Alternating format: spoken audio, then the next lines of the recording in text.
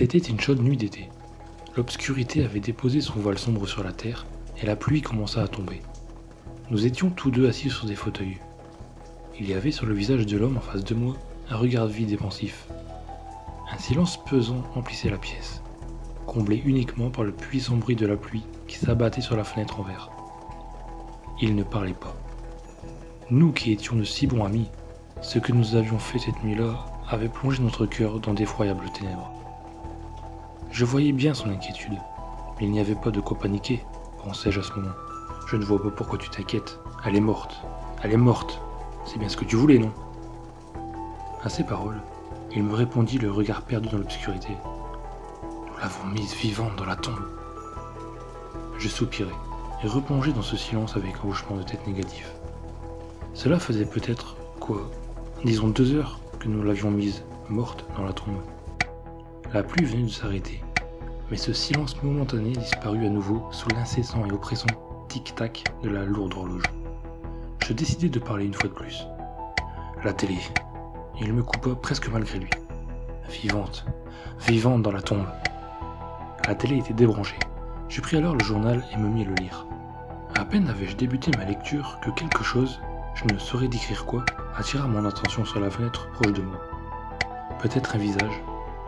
Non, c'était impossible, nous étions au 2e étage. Je tentais de le dire à mon ami, mais son regard me laissa bien comprendre que je n'en tirais rien. L'oppressant tic-tac faisait monter en moi une tension étrange. Bientôt, des sortes de murmures se firent entendre, des plaintes lugubres provenant de l'extérieur. Je m'enfonçai, effrayé dans mon fauteuil. Mon ami ne bougea pas, murmurant son incessant. Elle est vivante, vivante, elle est vivante, vivante, avec une voix tremblante et remplie de sanglots.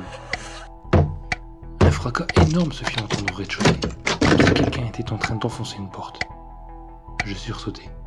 Le vent continua son chant lugubre.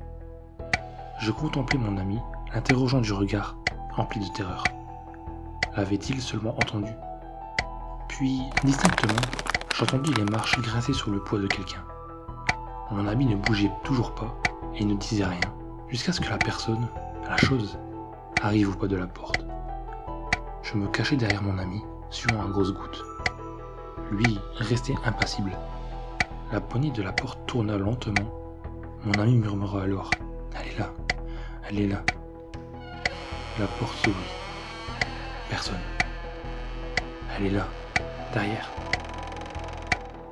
Mon ami laissa échapper son dernier souffle, tandis que ma vision devint noire, et que mon cœur défaillit lentement.